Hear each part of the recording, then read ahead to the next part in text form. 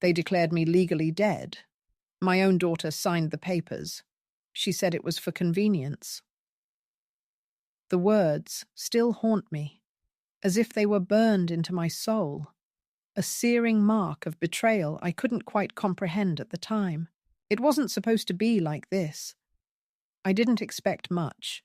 Certainly not the warmth I once felt when I held my son close, or the connection I thought I still had with my daughter.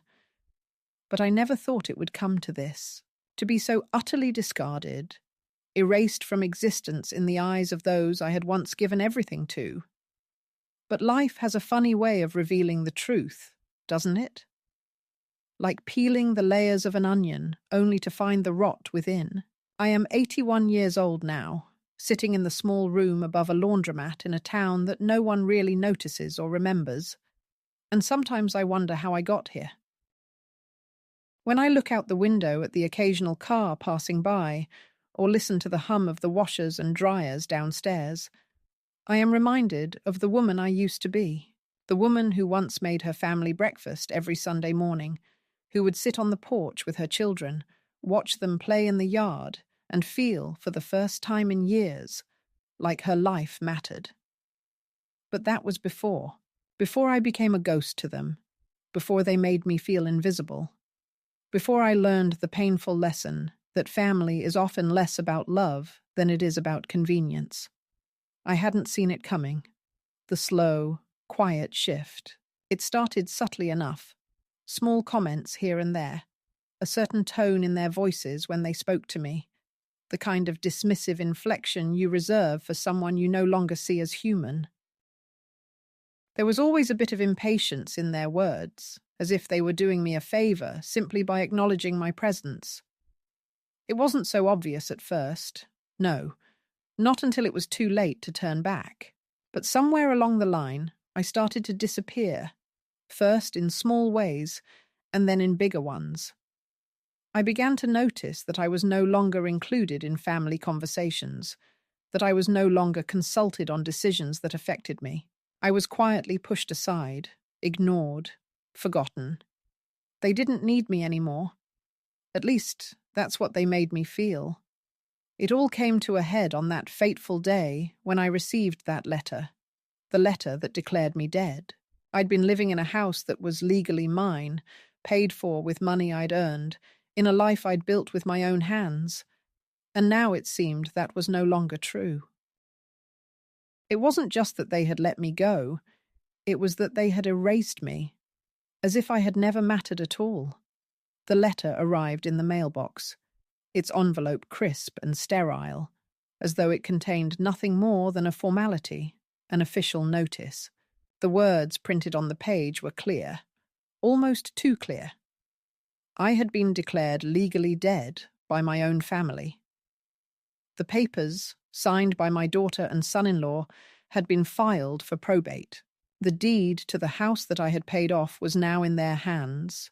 The money, the property, everything I had worked for. It was all gone, signed away without my knowledge, without my consent. It was one of those moments that hits you like a punch to the gut, leaving you breathless, your world tilting, but you don't collapse. Not yet. You can't. You sit there and stare at the words on the page, over and over, like some cruel joke you're too tired to laugh at. I should have called them. I should have demanded an explanation. But I didn't. I couldn't. I wasn't sure what hurt more, the fact that they had done this to me, or the fact that I wasn't entirely surprised. It wasn't like I hadn't seen it coming. They'd been pushing me out for years, and now they had simply made it official. I had been erased from their lives, relegated to the status of a non-person, a ghost. And then I thought of my son. I thought of the way he used to look at me when he was a child, the way he would crawl into my lap and beg for stories, for comfort, for love. How quickly he had forgotten that woman. How easily he had signed away everything that belonged to me.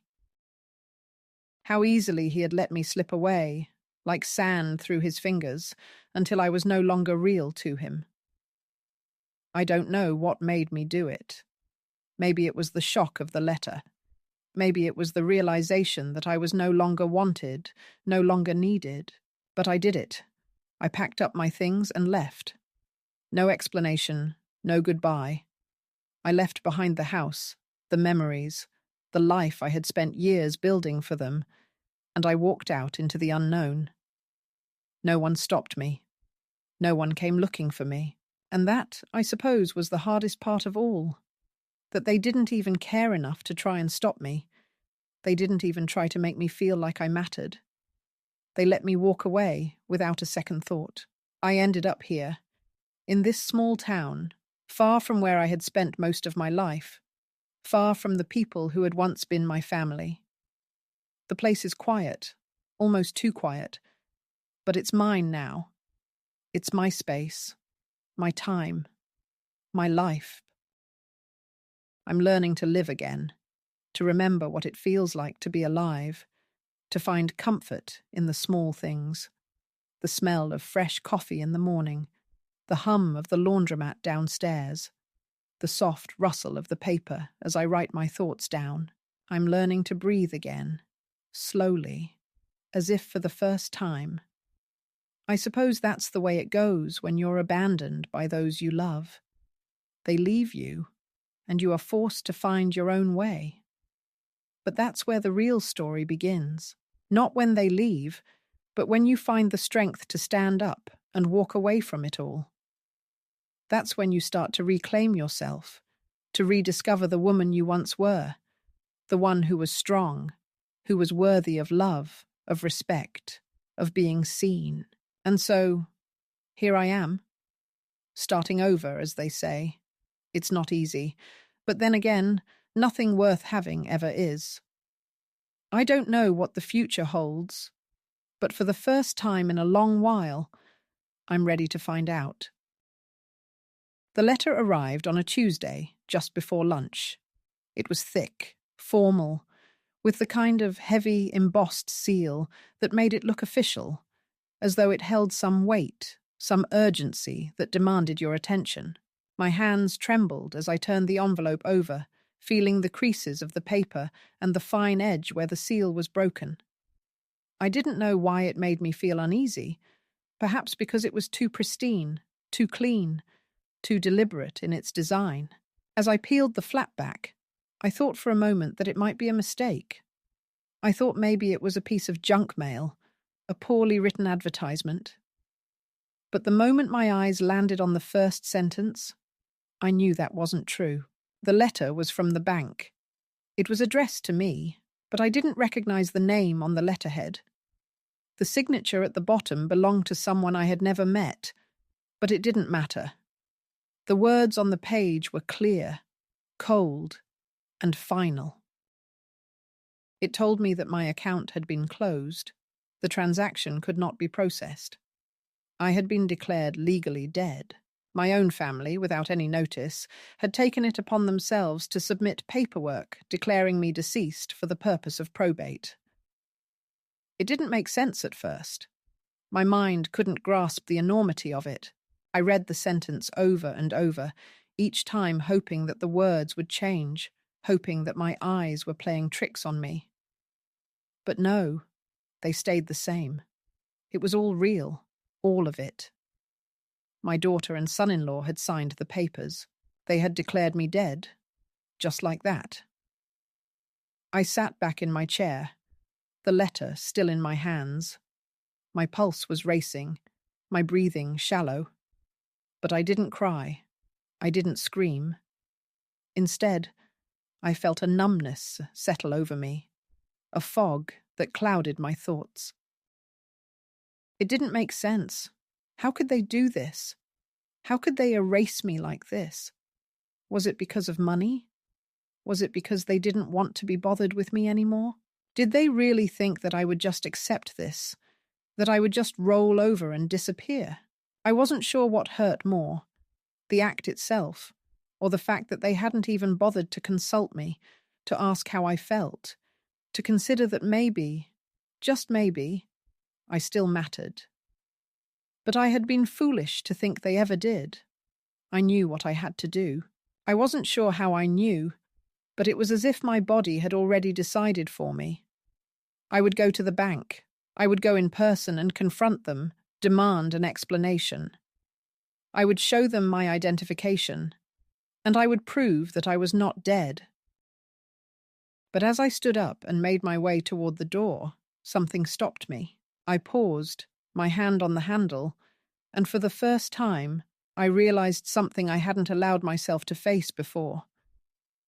I wasn't just fighting for the money, or the house, or the accounts. I was fighting for my dignity. I was fighting for the right to be seen. I was fighting for the woman I once was, the woman they had all but forgotten. I put the letter back in its envelope and shoved it into my purse. I wasn't ready to face them yet.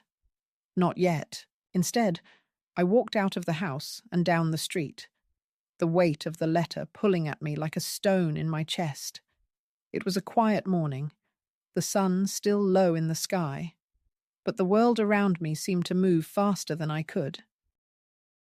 People walked by without looking at me, cars sped past, the hum of city life filling the air. And for a moment, I felt invisible, like I was fading into the background, like I was nothing more than a shadow. I had been erased, and now I was no longer even a memory to the people who were supposed to care. I didn't go straight to the bank. Instead, I walked for a while, letting the silence wrap itself around me, letting the shock settle into my bones. I thought about my son, about the way he had changed over the years, how he had grown distant, how he had stopped calling, how he had stopped asking about me altogether. I thought about my daughter too, about the way she looked at me as if I were nothing more than a burden, an obligation she had to deal with when it was convenient. I thought about all the things I had done for them, the sacrifices I had made, and how, in the end, it hadn't mattered. It hadn't meant a thing. I had been replaced by something easier, something more convenient. By the time I reached the bank, my thoughts had grown darker, sharper, and I could feel the anger rising within me. I had worked for everything I had, everything I owned. I had earned it. But now, it was all being taken away. They were stealing my life from me, piece by piece, and they didn't even have the decency to tell me. I walked through the doors of the bank, the cool air inside a stark contrast to the heat building in my chest, and approached the teller. She looked up at me, her expression polite but distant, as if I were just another customer she had to deal with. I handed her the letter. "I need to speak to someone," I said, my voice quieter than I intended. She didn't say anything at first. She just glanced at the letter, then back at me, and then she nodded, like she had seen this kind of thing before. "I'll call the manager," she said, and turned to make the call. As she spoke to him, I stood there, my heart pounding in my ears, feeling the weight of their gaze on me. I was nothing to them, nothing but a form, a piece of paperwork to be shuffled around, a ghost.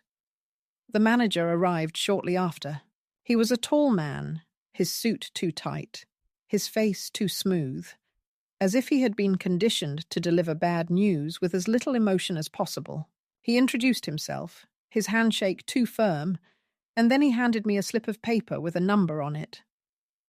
"This is your account number," he said. "I'm afraid it's been closed." It was submitted with the necessary documents, and the probate process has already begun. You'll have to speak with the family to resolve the issue.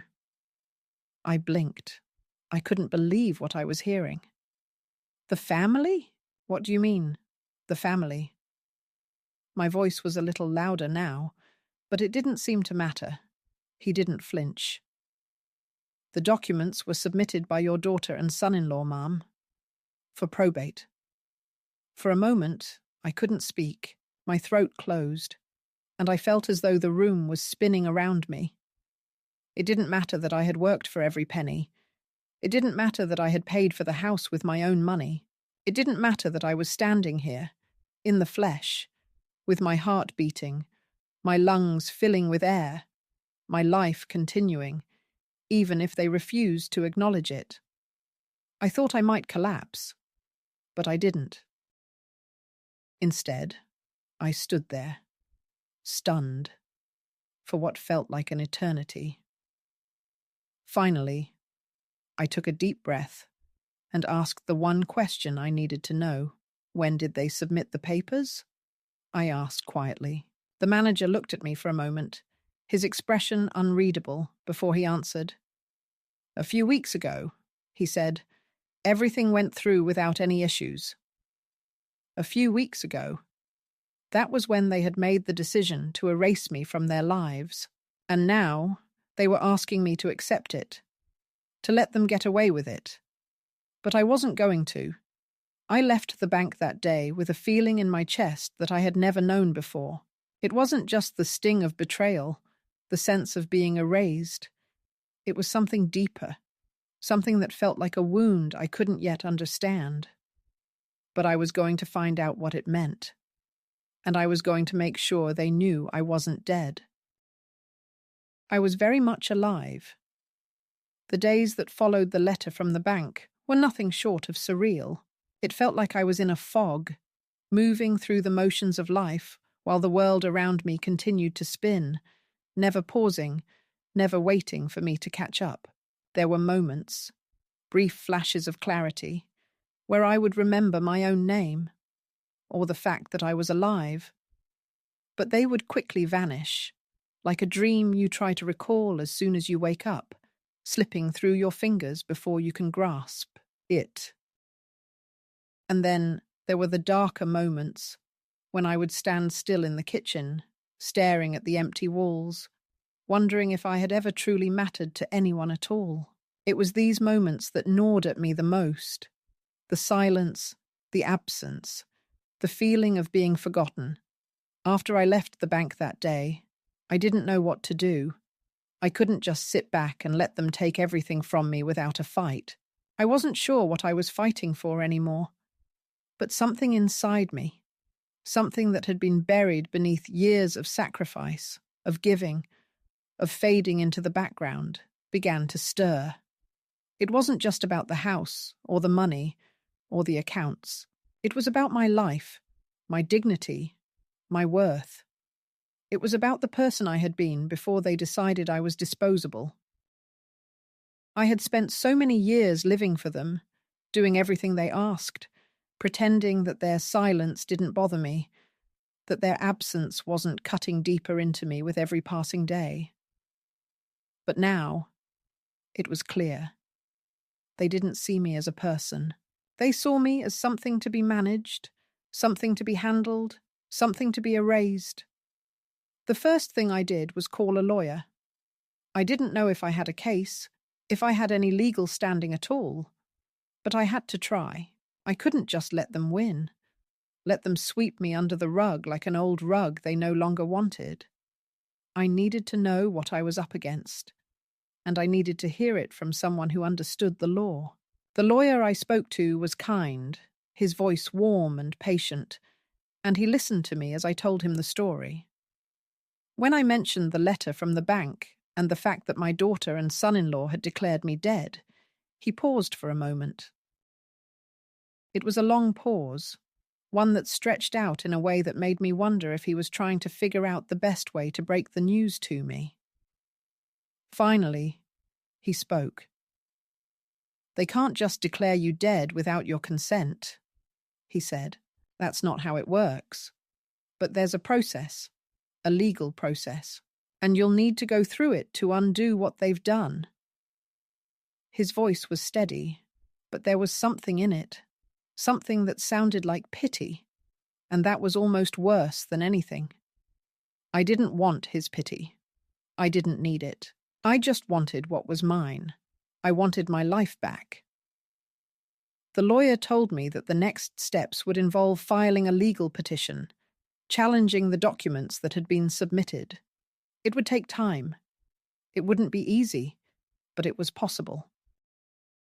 For a brief moment, I felt a flicker of hope, as though there was still something I could do, something I could control. But then the lawyer mentioned something that made my heart sink. "You may need to consider going to court," he said. "It could get ugly." I wasn't afraid of ugly. At least, I didn't think I was. I had already seen the worst of what people could do to each other, but the thought of fighting my own family, of dragging everything out into the open for the world to see, filled me with a kind of exhaustion that I didn't know how to shake. It was one thing to stand up for yourself, to demand what was rightfully yours, but it was another thing entirely to do it when the people who were supposed to love you were the ones who had betrayed you. The people I had given everything for, who I had raised, cared for, sacrificed for, were now my adversaries, my enemies, in this fight for my own existence. The next few days were a blur of paperwork, phone calls, and meetings. I filed the petition the lawyer had suggested, and it was accepted. But I knew it would be weeks, maybe months, before anything came of it. In the meantime, I had to live with the knowledge that my family, my own flesh and blood, had signed documents declaring me dead. I had to live with the fact that they had done this behind my back, without telling me, without even considering how it would make me feel. They had made a decision about my life as though I didn't matter, as though my existence was a mere inconvenience, something they could discard when it no longer suited them. It was during this time, when I was at my lowest, that I began to notice the subtle ways in which my family had erased me from their lives long before they had signed those papers. I began to see the cracks in the facade they had so carefully constructed. The way my daughter would glance at her watch whenever I spoke, as if my words weren't worth her time. The way my son would avoid eye contact, as though he didn't want to acknowledge me, didn't want to see the woman who had given him everything. And then there was my daughter-in-law, who, despite her outward politeness, always seemed to look through me, never at me. I had been invisible to them for so long that I had almost stopped noticing it, but now, in the wake of the betrayal, I saw it all. The silence, the indifference, the absence of affection. I was just a shadow in their lives, someone they tolerated out of obligation, not love. As the days passed, I felt myself withdrawing even further, retreating into myself. I no longer visited the places I used to go. I stopped attending family gatherings, stopped answering the phone calls that came in at inconvenient times. I began to spend more time in the small apartment I had rented, where the walls seemed to close in on me, and the weight of loneliness became too much to bear. I felt like I was becoming invisible again, just as I had before, when my family had slowly forgotten who I was. But this time, it wasn't because I had chosen to fade into the background. This time, it was because they had made the decision for me. One evening, a week after I had filed the petition, I received a call from my son. I hadn't spoken to him in days, hadn't heard his voice since the day he had handed me the papers to sign, when everything had started to unravel. When I saw his name flash on my phone screen, I felt a wave of nausea rise in my throat. I didn't want to talk to him. I didn't want to hear his voice, to listen to his rehearsed apology, his empty words. But I answered the call anyway. "Mom, we need to talk," he said. His voice was strained, distant, and for a moment I couldn't recognize the man on the other end of the line. This was not the son I had raised, the boy who used to laugh with me, who used to come to me for advice, for comfort. This was a stranger, someone I had never truly known. "I don't think there's anything left to talk about," I replied, my voice steady, despite the tremor in my hands. "You've already made your decision. You've already declared me dead. What more is there to say?" There was silence on the other end of the line. I could hear him breathing, but he didn't speak for several seconds. Finally, he cleared his throat. "It wasn't like that, Mom. You don't understand. I cut him off before he could continue. I understand perfectly, I said, my words cold, cutting through the air like a knife. You made your choice. You and your wife decided it was easier to erase me than to face the truth. And now, you want me to just forgive you, to forget what you've done.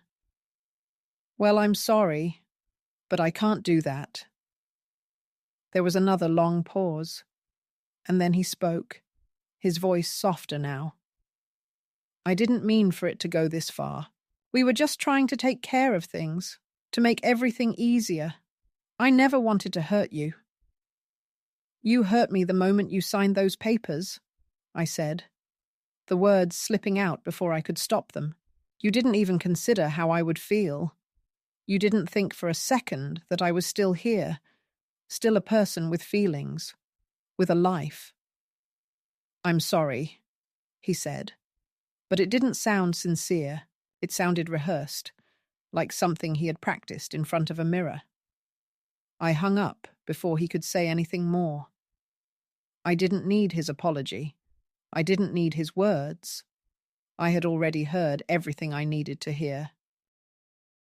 The apartment I was staying in was small, not much more than a converted storeroom above an old laundromat, with a crooked window that opened onto an alley filled with dented trash bins and the hum of machines running below.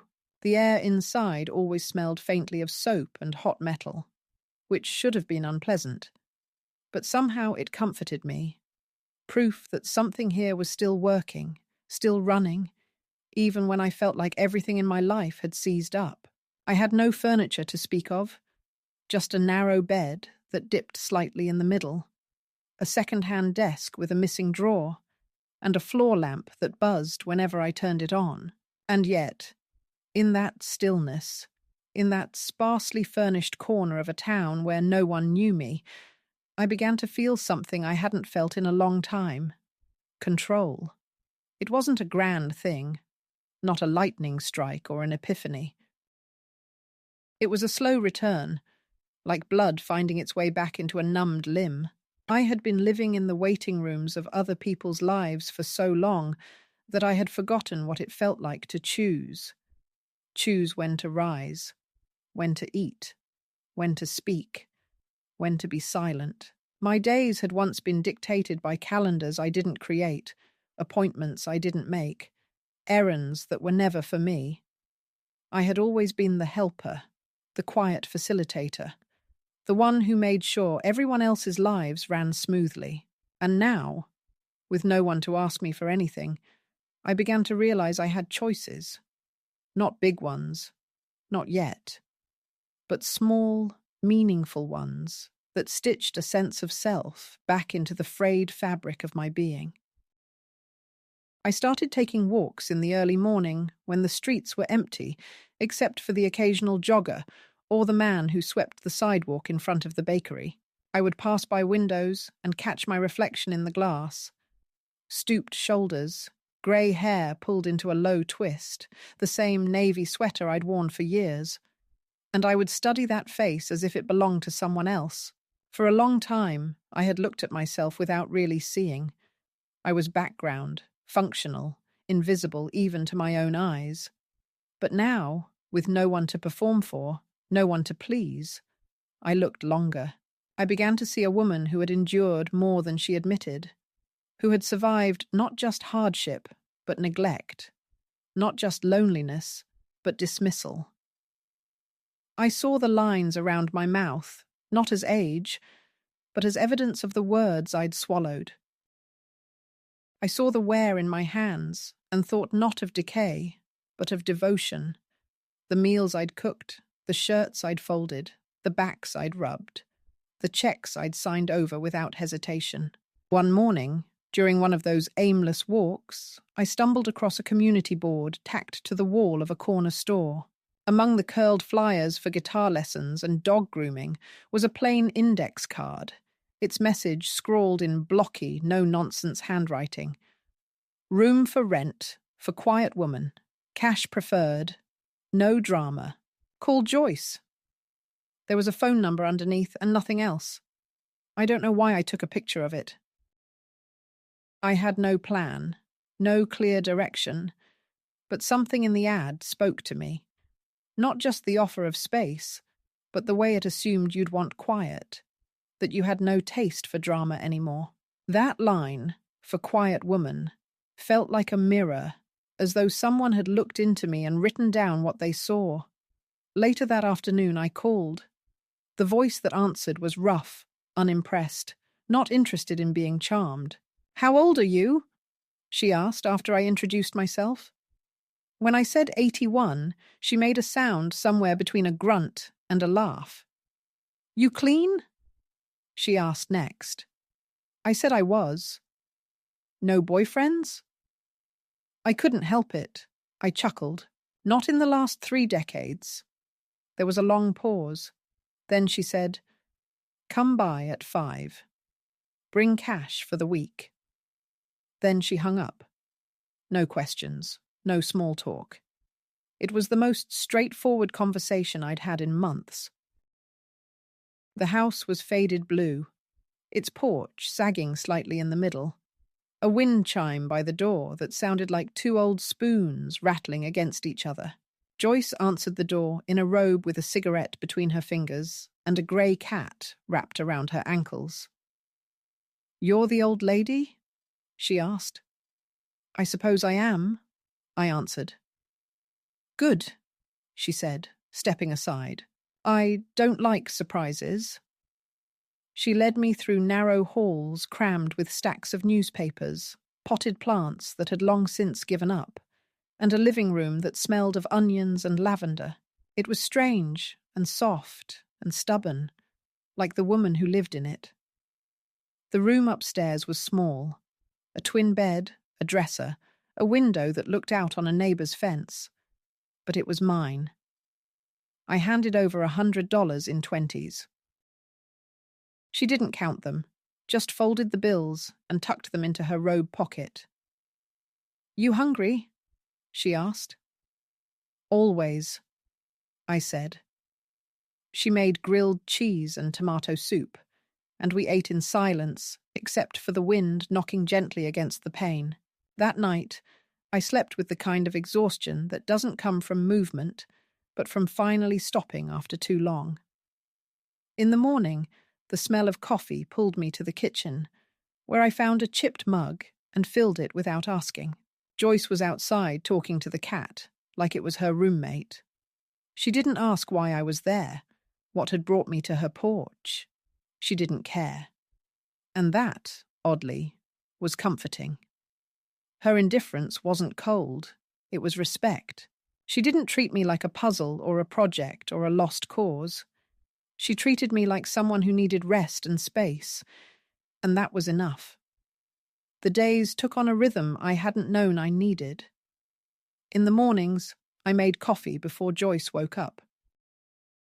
I would sit in the kitchen with the paper, sometimes doing the crossword, sometimes just circling words I liked. In the afternoons, I walked to a small park down the street, sat on a bench, watched people pass, and tried not to imagine whether they had families, whether those families loved them or merely tolerated their presence. Sometimes I brought a notebook and began to write. Not memories, not yet, but small moments, images, words I hadn't said aloud. And slowly, those words became a kind of balm. One day, as I walked past a cafe with a "Help Wanted" sign in the window, I stopped. It was a strange impulse, standing there staring at the faded chalkboard, imagining myself behind that counter. I hadn't worked in nearly 20 years. The idea felt ridiculous, but I went inside anyway. The young woman wiping down the counter looked up in surprise. "You hear about the job?" she asked. I said yes. The manager came out from the back, her name tag reading Heather. Her arms crossed, like she was already prepared to say no. "You have experience?" she asked. "Not here," I said, "but I raised 3 kids, ran a household for 50 years, and I don't call in sick." She stared at me, then nodded once. Trial shift tomorrow. 6 a.m. Don't be late. I wasn't. That trial shift was harder than I expected. My feet ached. My back screamed. My hands trembled with every refill. But I remembered how to smile, how to listen, how to pour coffee without scalding anyone. I remembered how to be present. At the end of the shift, Heather handed me a towel and said, "You're hired. Minimum wage, tips, no health insurance, but you'll work steady." And just like that, I had a job. The first paycheck was small, $72 and some change, but it was mine. It was the first money I had earned for myself in years. I walked straight to the bank, cashed it, and walked out with my chin lifted just a little higher. Across the street was a second-hand store with a sign that read 20% off fall coats. I went in and found a navy wool coat with deep pockets and a subtle herringbone pattern. It wasn't new, but it fit perfectly. When the girl at the counter handed me the change, she said, "You look sharp." I replied, "I feel sharp." That coat became something more than fabric. It was a marker, a symbol, proof that I was still here. I wasn't a ghost. I wasn't a mistake in a legal document. I was a woman with a key in her pocket, a name on her pay stub, and a coat that kept her warm. And for the first time in a long while, I wasn't waiting for someone to see me. I had already begun to see myself. The quiet rhythm of my life, one I had gradually come to embrace, was disrupted in ways I hadn't anticipated, or perhaps had been subconsciously avoiding. The weight of the silence in my apartment felt more pronounced as the weeks went by, and while it had once been a comfortable solitude, a space where I could reclaim myself piece by piece, it was beginning to feel like an echo, a persistent reminder of what had been lost. Not just the family, not just the house, but the sense of belonging, the feeling of being wanted, or at the very least, acknowledged. It wasn't that I longed for their approval. It was something deeper, more primal, the need to be seen, to be recognized not for what I had given, but for who I was. And in this quiet place, I could feel that need becoming louder. It was during one of those quiet mornings, when I was sifting through an old stack of letters I had kept over the years, that the phone rang. I hadn't spoken to anyone from the family in weeks, except for the occasional voice message from my son, though it was mostly about trivial matters, brief inquiries that seemed more like obligations than genuine concern. This time, it was my daughter-in-law, Lisa. Her voice was as polished as it had always been, but now there was something in it, a tightness, a frustration that hadn't been there before. It was as if she had run out of patience, as if she had finally decided that I couldn't be ignored any longer. Her tone was not warm, not familiar, and when I answered, I could feel her holding back something. "Mom, we've been trying to reach you," she began, and I noticed she didn't use my name. It was always Mom. But in that moment, it sounded so empty, so foreign, like she was calling to a stranger. "Adam's been worried, and frankly, I don't know what your plan is, but we're trying to make things right. We're trying to move forward. We need to talk." Her words were carefully chosen, measured, but I could hear the tension in them, the kind of tension that comes from a person who is trying to maintain control, to steer the conversation in a direction they want it to go. I had heard this kind of tone before. It was the same tone she had used when we discussed trivial things, like the times she would ask me to sit quietly at family gatherings, or when she would dismiss me with an exasperated sigh. But this time, it was different. This time, it wasn't about how I was doing or how things were going. It was about control. It was about managing me. It was about making sure I knew my place. I don't think there's anything left to talk about, I said, trying to keep my voice steady. You've already made your decision, Lisa, and that decision was to erase me. You and Adam decided that it was easier to declare me dead than to face whatever it is that's been festering under the surface for so long. What's left to discuss? There was a sharp intake of breath on the other end of the line. It wasn't like that, she said quickly, her voice rising slightly. You're making this more difficult than it needs to be. Adam and I were just trying to handle things. It's been hard for everyone, and we thought we were doing the right thing. We didn't know it would turn into this mess. I felt a laugh rising in my chest, but I swallowed it down. A mess? You think this is a mess? You didn't know it would turn into a mess? Lisa, this wasn't some accident. You didn't make a mistake. You chose this. You chose to take everything from me without even asking. You chose to decide that my life didn't matter enough to consult me. I paused, steadying myself. And now you want to clean up the mess, don't you? The line was silent for a moment, and when she spoke again, her words were softer, more measured. I'm just asking you to come home, Mom. Come back to us. We've been trying to move on, but you're still here, and it's making things harder. We need you to understand that this isn't just about you anymore. This is about the family. We're all affected by what's happened.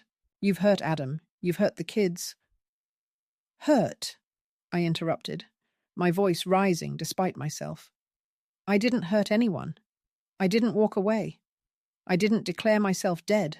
I didn't choose to disappear. The words came out before I could stop them, my anger seeping through. And for a moment, I felt like I was slipping back into the old role. The one where I would just take whatever they threw at me, where I would accept their version of the story, no matter how unjust it was. But I refused to slip back into that place again. I refused to be small.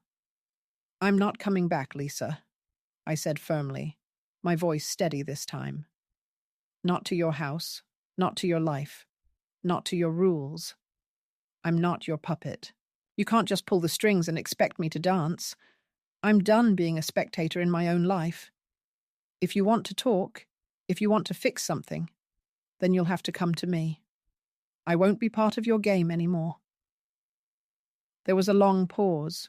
I imagined her on the other end of the line, her face pinched with frustration, her perfect, controlled image cracking. And then, just as I thought the conversation had ended, she spoke again, this time with an edge I hadn't expected. You're making a mistake, you know. You're making things harder for yourself and for all of us. You can't just run away from your responsibilities. You can't hide from the family forever. It's not healthy, and it's not right. I don't know what your plan is, but if you think you're going to keep running, keep hiding, you're wrong. We'll find you. We always do. Her words hung in the air, heavy and final. And for a moment, I was silent. I felt the blood rush to my ears, my pulse pounding as the implications of what she had just said settled in. She wasn't just talking about the house or the money anymore. She wasn't even talking about me. She was talking about control. She was talking about reclaiming what she had lost, about asserting her dominance over a situation that was no longer in her favor. She was telling me that my existence, my right to live my life on my own terms, wasn't valid, that I didn't get to make my own choices, that I didn't get to be free. It wasn't a threat, not really, but it was a declaration, a warning, perhaps. A reminder that the people who had once been my family, the ones I had given everything for, still saw me as a thing to be managed, a thing to be controlled. They didn't see me as a person anymore. They saw me as a problem to solve, a detail to fix, and I knew, with a certainty that burned deep in my chest, that if I didn't act now, I would be lost forever in their web of manipulation and deceit. I hung up the phone, my hands shaking, my chest tight with the weight of what had just transpired. I had thought for a moment that maybe I could find a way to reconcile, to come to some understanding with them. But now I knew better. They didn't want me back. Not really. They just wanted control. They wanted me to fall back into place, to return to the role I had played for so many years, a role that had never been mine to begin with, a role that had nearly broken me, and I wasn't going to let that happen again. I wasn't going to let them destroy what little peace I had left. I was done. The next day, I went to the lawyer's office. I filed the papers that would make my petition official. I wasn't just fighting for the house anymore. I wasn't just fighting for the money. I was fighting for my life, for the woman I was, and for the woman I could still become. I wasn't going to let them write my story anymore. I wasn't going to let them erase me. As I left the office, a feeling of calm washed over me. Not the kind of peace that comes from compromise, but the kind that comes from finally standing up for yourself. The kind that comes from knowing you have no more to lose. And for the first time in a long while, I felt like I could breathe again. The days after filing the legal petition passed in a blur of anticipation, a tension that filled the air around me like static, crackling and buzzing, but never quite releasing. I spent my mornings at the small cafe where I worked, my hands growing steadier with each cup of coffee I poured, each plate I cleared. In the afternoons, I walked through the neighborhood, letting the quiet routine of the world wash over me. There was a kind of comfort in that, in the predictability of the days, even if I knew something was coming, something I couldn't escape. It wasn't just the legal battle anymore, though that loomed like a storm cloud on the horizon. It was the family, or what was left of it, and the realization that no matter how far I ran, they would always find a way to pull me back into their web, into their expectations, into their control. And that thought, the thought of being pulled back into the life I had left behind, began to wear at me, fraying my sense of peace, fraying the fragile sense of self I had started to rebuild. It was the phone call that did it. It was always the phone call, wasn't it? The one that makes your stomach drop, the one that stops your heart for just a moment, the one that sends you spiraling back into the chaos you thought you had escaped. I was just sitting down to eat a simple dinner, nothing fancy, just soup and bread, when the phone rang. I glanced at the screen, and my stomach lurched. It was Adam, my son.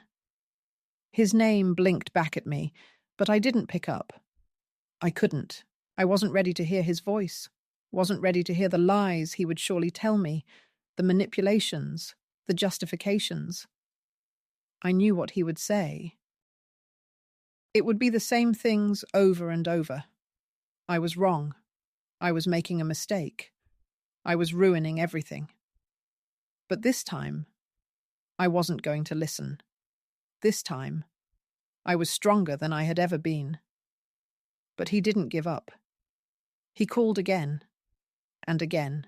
The phone didn't stop ringing, a relentless barrage of sound, until finally, when the fourth call came in, I picked up. "Mom," his voice came through, tight, strained, like he was holding something back, like he was afraid I would break if he said the wrong thing. "We need to talk. I'm coming over. I'm not asking. I'm coming to see you." The words were like a slap in the face. I could hear the urgency in his voice, but beneath it, I could hear something else. A hint of panic, a tinge of fear, like he wasn't just trying to fix things but control them. "No," I said, before he could continue. "You don't get to come over. You don't get to come to my house and demand anything from me. Not anymore." There was silence on the other end, a pause that stretched out for what felt like a lifetime, before Adam spoke again. "I'm doing this for you, Mom. I'm doing this because we're family, and families don't walk away from each other. They don't just leave. Families don't erase each other either.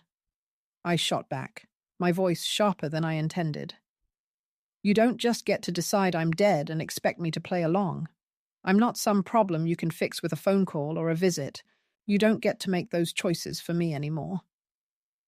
He didn't answer right away. I could hear him on the other end, breathing heavily, and for a moment I wondered if he was going to yell at me, if he was going to get angry, try to manipulate me again. But instead, his voice softened, and the words that followed came out slowly, almost hesitantly. I didn't want it to go this far. I didn't want to hurt you. You've always been there for me, for all of us. I didn't mean for it to be like this. But I wasn't listening anymore. I had heard all the words, all the excuses, all the attempts at pulling me back into the life I had left behind. And I wasn't going to fall for it. Not again. I'm not coming back, I said, the words final, like a door slamming shut.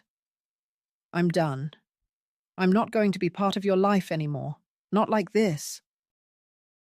Not when you only want me for what I can give, not for who I am.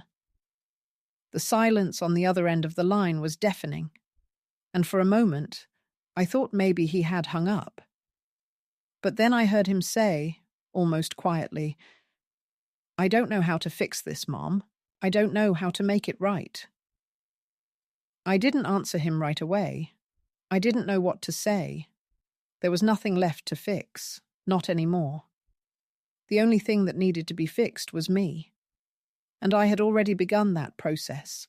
I've been fixing things for you my whole life, I said finally, my voice softer now, the anger ebbing away as the truth settled in. It's time for me to fix myself. I hung up the phone, and for a long time, I just sat there, staring at the screen, feeling the weight of the conversation settle over me like a thick fog. There was no catharsis in it, no feeling of triumph, no sense of relief. Instead, I felt a quiet, overwhelming exhaustion, the kind that comes from facing the reality of what had been lost, what could never be repaired. I didn't expect Adam to understand. I didn't expect him to accept what I had said. I knew he would keep trying, that he would send more letters, make more calls, show up at my door. And maybe, just maybe, part of me hoped he would. Part of me still longed for the family I once had, the one that had loved me without conditions, without expectations. But that wasn't the reality anymore. That was a dream I had to let go of, a memory I had to bury deep inside. The next day, the phone rang again, but this time, it wasn't Adam. It wasn't anyone from my family at all. The voice on the other end was unfamiliar, a woman's voice that sounded professional, clipped, and businesslike. "Mrs. Harlow?" she asked. "This is Derek Sorensen. I'm a lawyer representing your son, Adam. I'm calling in regards to your estate." The words hit me like a punch to the gut, but I didn't flinch. I had known this was coming. I had known that they would try to take everything from me, even the smallest shred of power I had left, but I wasn't afraid anymore. I had already made my decision. "I'm not interested," I said, my voice steady, unwavering. "Tell Adam I'm not coming back, and I'm not giving him anything. The house, the money, the life I've built, none of it is his. It's mine." There was a long pause on the other end of the line, and when she spoke again, it was with an edge of disbelief. "Mrs. Harlow, I'm afraid that's not how things work. Your son is the executor of your estate, and as such, he has the legal right to manage your assets." "Well, he doesn't have the right to manage me," I shot back, "and I won't be controlled any longer." "I'll pass that message along," she said, her tone still clipped, but there was a trace of uncertainty now. But I'd advise you to reconsider. Your family is very concerned about your well-being, Mrs. Harlow. Tell my family I'm fine, I replied, my voice cold and firm. Tell them I'm living my life on my own terms, and they no longer get to make the decisions for me. I'm done being their pawn, and if they want anything from me, they'll have to come to me on my terms. I hung up the phone, the weight of the conversation pressing down on me, but I didn't feel fear. I didn't feel regret. I felt something else entirely. Freedom. A kind of quiet, hard-won peace that I had never known before. For the first time in years, I knew that I was making the right choice. I was no longer their mother, their caretaker, their problem to solve. I was finally, truly, mine. And that was when I knew, with absolute certainty, that I would never go back. I had made my stand, and I wasn't going to let them pull me back into their world. Not ever again. I had taken control. I had claimed my life, and there was no turning back. The days following my decision to cut all ties with my family passed in a way that was almost too quiet, too still, as though the world itself was holding its breath, waiting to see if I would falter.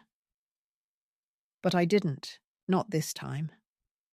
I had lived so many years in their shadows, caught in their expectations and manipulations, that I had almost forgotten what it felt like to live for myself, to have a choice, to be in control.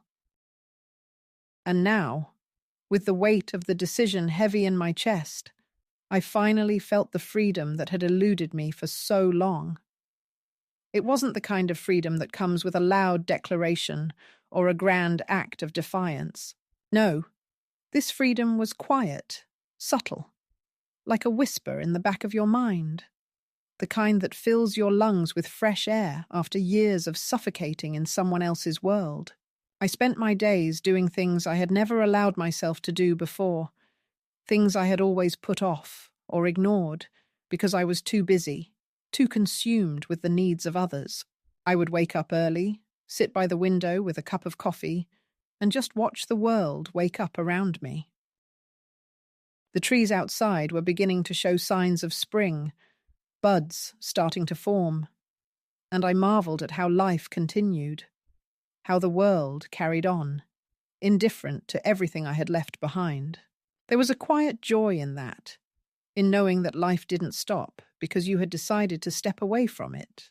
I spent hours at the park, reading books I had always wanted to read but never had the time for, walking the trails, letting the sun fall on my face, and feeling the weight of the past slowly slipping off my shoulders. I found a small community centre down the road where I began volunteering once a week, helping with children's art classes. It wasn't much, but it was enough. I was needed again, in a way that felt healthy, in a way that felt like my presence was appreciated for the simple fact that I was there. It was a small thing, but it was mine. It was mine to give, and I gave it freely, without the expectation of anything in return. The work at the cafe continued, though I began to pull back a bit, giving myself more time to enjoy the life I had carved out for myself. I wasn't rushing to prove anything anymore. I had already proven what I needed to prove, that I could stand on my own, that I didn't need their approval or validation to survive. My paycheck was modest, but it was mine, and there was a quiet pride in that. When I went to the bank, I no longer felt like a shadow or a stranger in my own life. I felt real, solid, like the woman I had been all along, but had never been allowed to be. Every now and then, the phone would ring, and I would see their names flash on the screen. I had stopped answering. It wasn't that I hated them. It wasn't that I didn't still care, in some distant way. But I knew that every call would be another attempt to pull me back into their world, into the roles they had assigned me, and I wasn't ready to go back. Not yet. Maybe not ever. One day, about a month after the final conversation with Adam, there was a knock on the door. It was late afternoon, and I had just finished a cup of tea. For a moment, I hesitated, wondering if it was one of them, but I didn't care anymore. I had made my choice. I wasn't afraid anymore. When I opened the door, I found Joyce standing there, the rough edges of her robe pulled tightly around her face a little more drawn than usual. She looked at me with a serious expression, and for a moment I wondered if she had come to tell me I had to leave. But that wasn't it. She didn't speak right away, just looked at me with those sharp eyes that had seen more than they let on. "You've been quiet," she said finally, breaking the silence. "I figured you'd be back to your old self by now. But you're still here. Still living like you mean it." I blinked, surprised by the simplicity of her observation. But she wasn't wrong. I had been living like I meant it, and it had been more of a revelation than anything I could have anticipated. She wasn't asking, but she was telling me something that struck me in a way I couldn't quite explain. "You're right," I said softly. "I guess I am." She nodded, then held out a small envelope. "This came for you," she said, a little more cautiously than usual. "Didn't open it? But it's from your son." I took the envelope from her, my fingers lingering on the paper for just a moment, feeling the weight of it. It was thin, just a letter, no legal documents or bills, no demands, no threats. I hadn't heard from Adam in weeks, and I didn't know if I was ready for whatever he had written. But I took it. I didn't open it right away. Instead, I set it down on the table next to me, turning it over in my hands. It wasn't until later that evening, after dinner, when the quiet of the apartment felt like a soft blanket around me, that I finally opened the letter. Inside was a single sheet of paper, the handwriting unmistakably his, uneven, hurried, the kind of writing that you make when you're trying to get everything out at once, afraid you might forget it all if you don't. I unfolded it slowly, my heart beating a little faster, and began to read. "Mum, I know you're probably not going to want to hear from me. I don't even know if you'll read this, but I have to say it. I've been thinking about everything. About you, about the past, about the mess we made. And I realized something. I didn't just hurt you. I hurt myself too. I didn't understand what I was doing. I didn't understand that I was pushing you away when I should have been bringing you closer. I'm sorry. I know it's not enough. And I know I don't have the right to ask you for anything. But I want to say that I'm sorry. I've been trying to fix things. But I know now that I can't fix everything. I can't fix us. But I can try to be better. I can try to understand, even if I'm late. Please take care of yourself. Please know that I see you now, not as my mother, not as the person I thought I knew, but as a woman who deserves everything she fought for. I can't change the past, but I hope you can find it in you to let go of the hurt, even just a little. Love, Adam. I read the letter again, slower this time, feeling the words settle in my chest like stones. They weren't the words I had expected. They weren't the words that would erase everything, that would make everything right again, but they were a beginning, a recognition of what had happened, of what I had endured. And that, in itself, was something. It wasn't forgiveness, not yet, but it was a step in the right direction. I didn't answer the letter, not then. I wasn't sure what to say. I wasn't sure what I needed from him anymore. But I put it in the drawer, and I didn't let it sit there and rot. I let it be what it was, a letter from my son, a man who had made mistakes, but who was trying, in his own way, to acknowledge the truth. That, at least, was something. I went to bed that night feeling different, as if the weight of the last few months had finally shifted, if only just a little. I had done what I set out to do. I had taken back my life. I had found my voice, and for the first time in a long time, I felt like I was living for myself. Not for anyone else, not for their expectations, but for me. Maybe that was all I needed to know. That I could live, truly live, on my own terms. That, for once, I had nothing to prove to anyone, least of all myself. I had made my peace, and that, in the end, was enough.